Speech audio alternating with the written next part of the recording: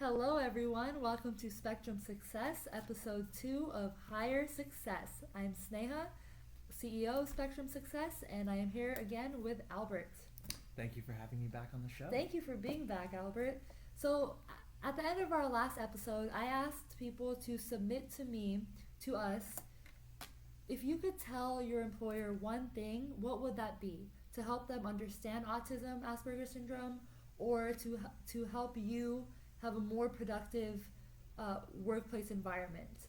And I would like Albert to answer that, and I'd like to give you guys another week to answer. So for our next episode, I'll be reading some of your answers. But for now, Albert, what would you tell an employer? Yeah, I think I tell an employer that folks with Asperger's syndrome probably need a little bit more guidance and mentorship around their career. I think like early on, the career is a lot more unstructured than what you Right. get out of school, right? Every Right. day is a different thing. You're there for 8 hours. 8 hours is a long time. That's a third of your day. And so what do you do with these 8 hours out of a day as you move from being, an entry level to a mid-level to, if we're lucky to become a senior manager? Mm-hmm. How do you make that all happen? And how do you make that happen really well, right? And so I think the one thing I would tell employers is to find structure in the unstructured. And I Okay. would do the same for higher education as well. Okay. How can career centers provide the information that their graduating students need to know in order to do a much better job out Right. there in the real world? Right. And Yeah. so you mentioned that going from school to working 8 hours a day, it's very different. Can you talk about that transition for yourself? Yeah, and so I think it was. I had a lot of jobs in college. Okay. I worked an internship. I worked. I worked through college, and so I think going into the 8 hour day, I mean, you're not in class anymore. And while the nightmares of having to get things done for class is still something that sits in my mind a lot of times, I think what's new is now not only do you have a lot of money that you earn from your job, you also have to figure out how to deal, 8 hours a day. You also have to think about, okay, how do I continue growing as a professional? And I think maybe it's also, how do you manage your time, right? Mm-hmm. You have before and after work now, and even though folks with Asperger's are really in tune with routine, Mm-hmm. they also have to move beyond that, and they have to think about, okay, I have my health to think about. Maybe there are relationships in my life I have to consider, whether it's family, whether it's dating, whether it's my friends. Right. I have to continue networking. I have to go out and potentially overwhelm myself in public in front of people That's to tough. advance my career. Right. And it's a whole lot of things, and it's a lot of freedom. And if you're not prepared for that, freedom can sometimes be the most crippling thing, which is odd to say, right? Yeah, but it's Yeah. it's interesting the way you put it. It makes sense. Mm-hmm. How did you learn how to manage your time, manage all that free time? I've become a Google Calendar obsessed person over the Okay. last couple of years.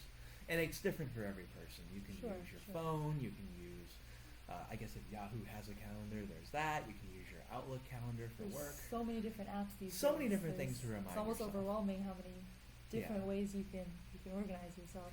And so, I set up everything within my Google Calendar and I try to Mhm. live within it. And it's a lot, but it's what you have to do. It's unfortunately the term that we all use, adulting, right? Yeah. It's unfortunately how you become an adult. Adulting, I like that. Yeah. You mentioned also that, with all this free time comes balancing all your relationships. Mm-hmm. So let's talk about relationships. Let's Sure. start with family, Yeah. right? So I'd love to hear about your relationship with your family now, but let's start back when you were diagnosed. Yeah. How did your so family react to that diagnosis? I would say that I am very lucky for the fact that my mother was a woman who didn't take no for an answer, who didn't have no as an answer in her That's mind. great. Mama bear. I was told by one of my early psychiatrists, or at least my mother was, that I'd be no better than bagging groceries for the rest of my life. And for my mother, who had endured a lot herself coming from China to the United States, I'm gonna guess that having heard that from a doctor to, somebody who worked so hard to get over here, that was probably more of an insult rather than an actual consultation. Right. And so she went to go get a second opinion because she didn't believe it. And thankfully there is the ability for second opinions out there, because then you know, go out and figure out the rest of your life.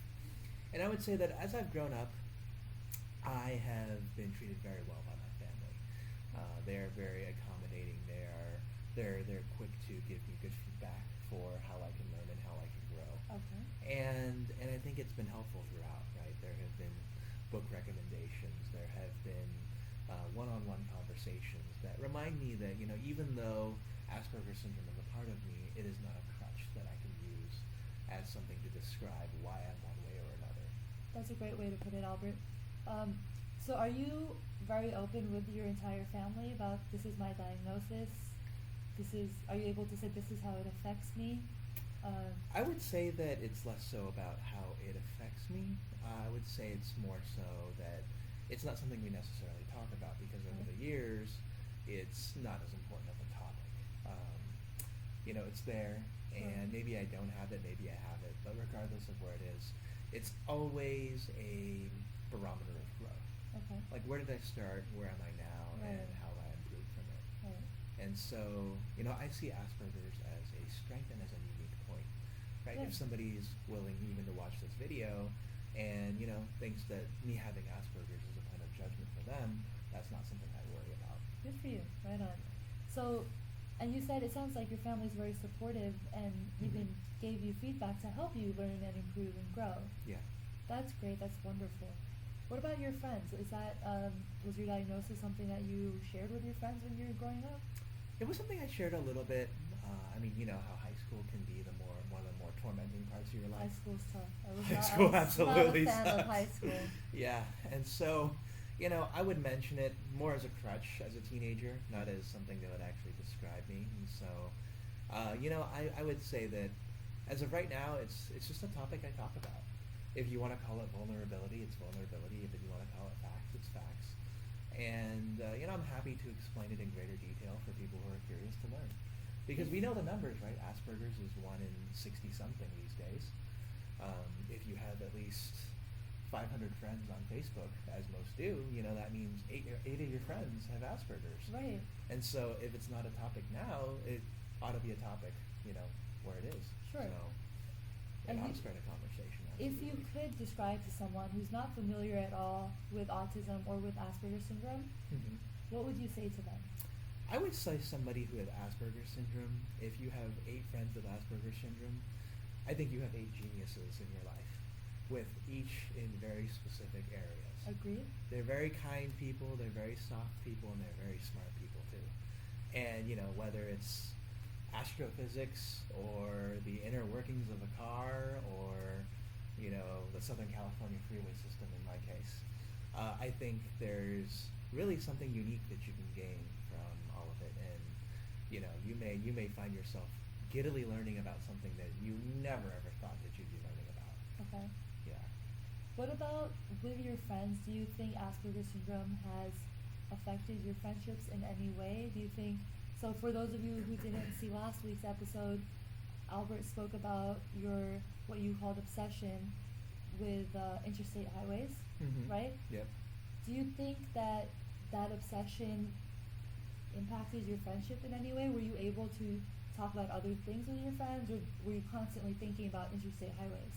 No, I think it adds to it positively. I feel like I am now old enough to have a variety of topics that I can speak about, Right. and that you know, my friends are very accepting of it. And so, you know, if they think I'm talking a little too much about interstate highways, then yes, absolutely, give me the feedback in the light of day to like change the topic. Have you ever gotten feedback from your friends to change the topic? I mean, I think we joke about how, you know, sometimes you're beating a dead horse, Okay. but for the most part, I know I have a good idea of when it's time to move on. Okay. Yeah. And so for someone else who's on the spectrum, who's maybe not sure if they are speaking too much about a topic that they're obsessed with, as you said, do you think it would be good to receive feedback? Oh, from- absolutely. Right? So I think the best friends that you have are the ones that give you all the feedback that you need. Okay. Whether, you know, you're interrupting them or whether you're going on too long about something, right? And so, you know, friends will tolerate you for whatever obsession you have. Right. I think Sometimes it's share important. those sessions too, right? Yeah, yeah. And I think it's important to be passionate about something as opposed Mm-hmm. to just come into a conversation or a friendship with absolutely no passion whatsoever. And Agreed. so I think having that feedback is great. Okay. So what about dating? Hmm. Has Asperger's syndrome affected your dating life at all?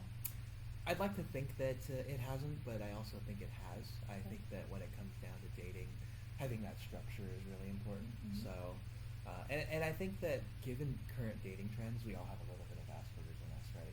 We're afraid to Right. commit. We're afraid to communicate.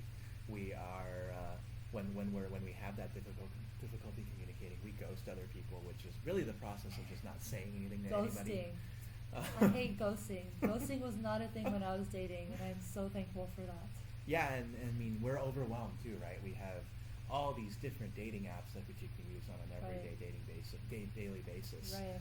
And Do you use any of those apps? I do. I'll say that in my dating life, I've used everything from Tinder to Coffee Meets Bagel to just everything under the sun because it's like it's an easy way to get out. It is, yeah. It's very difficult to meet Albeit a people. crutch too, because Right. I think anybody with Asperger's can say that, and even somebody who's a neurotypical can say that when they see an absolutely drop dead gorgeous woman in front of them, they just don't know what to say anymore, even though hello would just suffice, right?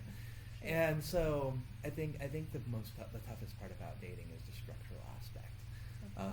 I think staying present is difficult because you're always thinking about the future and you're always thinking forward. And so when it comes to the whole, I guess I hesitate to call it the dating game, but the dating game, I think being self-aware, checking in with yourself, knowing where you are in the process, warming up to people. Like dating is a tough thing in general. It is, So yeah. even people who don't have Asperger's get driven nuts over it. And I think for like me, it's knowing that you're early on in something, that you're moving through all process. It's kind of like working. It is. It's all a process to get something done.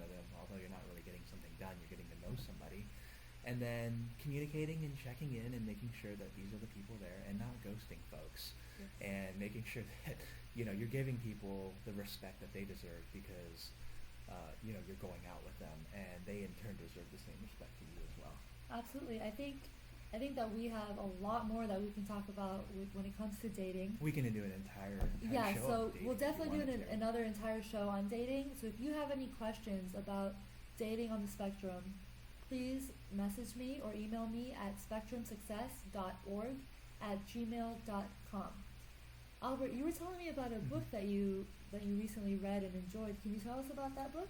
Yeah, so this is the book of the Journal of Best Practices. It was actually a book recommended from my sister to me, and it's a really great book. You can get off Amazon. I think it's like $12, whichever. And it's by David Finch, and so he's a man who has Asperger's and didn't really acknowledge that he had it or knew that he had it until his wife brought it up to him 5 years into their rapidly deteriorating marriage.